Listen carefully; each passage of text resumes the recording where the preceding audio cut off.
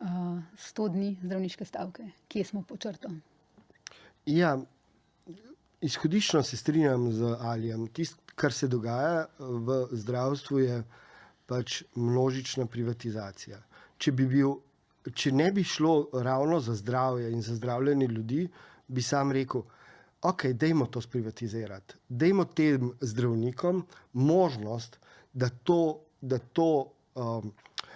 kako je biti na trgu, res doživijo. Ker ko bo enkrat na trgu, ne bojo oni lastniki teh ambulant, tako kot danes že se te ambulante grupirajo v zelo močne finančne inštitucije v zadnji, in takrat nenadoma ne bi bilo nobene želje več. Ampak to, kar je ta stavka povzročila, je pa to, da so se stvari v javnosti skristalizirale. Da danes, ko govorimo o dvoživkah, ki je res grd izraz, ki sploh ni vezan samo na zdravništvo, smo odprli eno temo, ki se nam je zgodila v javnem sektorju, na katerega in to po krivici.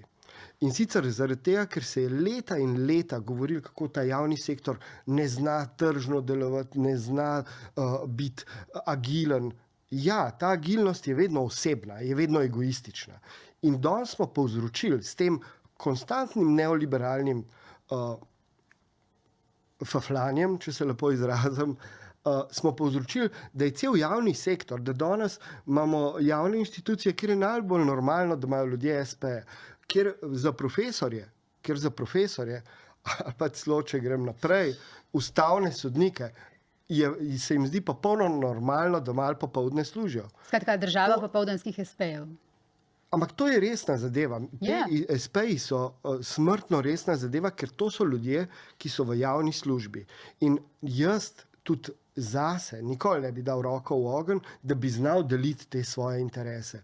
Poglejte, če jaz zaslužim z istim delom, ki je konkurenčno moji službi, popoldne še enkrat to. Če greš malo na N1, recimo. Ja, recimo, tako. Če bi to bilo, jaz ne dam roko v ogenj zase, da bi branil svojo izvorno službo. Pozabili smo, javni sektor in zasebni sektor se ločita po eni stvari, po občutku varnosti. Mi, ki smo v zasebnem sektorju, vam v javnem sektorju damo varnost. Ampak zato delate predano za javno.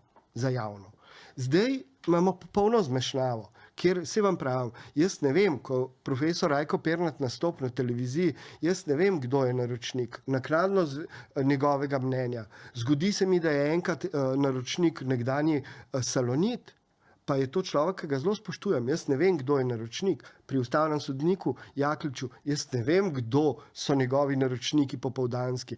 Ne vem, kaj pomeni, da delaš za katoliški inštitut. To pomeni, da delaš za cerkev? A to pomeni, da delaš za desnico? To niso stvari. In poglejte, imamo ljudi po ministrstvih, ki delajo, ki imajo SP odprte, da svetujejo o stvarih, ki jih kot izvorni službi delajo. Tako delajo. To ne gre. In to je odprla stavka. Stavka zdravnikov je odprla to. In mislim, da tle, kakor se bo slišal, jaz sem velik zagovornik javnega sektorja, ampak to je dovolj, to ne gre. Mi, ki smo v zasebnem sektorju, imamo vsak mesec pred sabo, moramo vedeti, a imamo za plače ali ne. Tle slišali se bo ekonomistično, slišali se bo kapitalistično, ampak ja, zato smo ven v javnem sektorju, imate varnost, ampak ne nas zafrkavati. Ne nas zafrkavati in zlorabljati tega. Vi imate varnost, ne skrbi vas, a boste brez službe ostali, ampak zato ne zlorabljajte tega položaja in ne morete pač služiti dvojnih plač, ker je to konflikt interesov. In mislim, da je to pripeljala ta stavka, je to pripeljala ven, je to pripeljala pred vse državljane.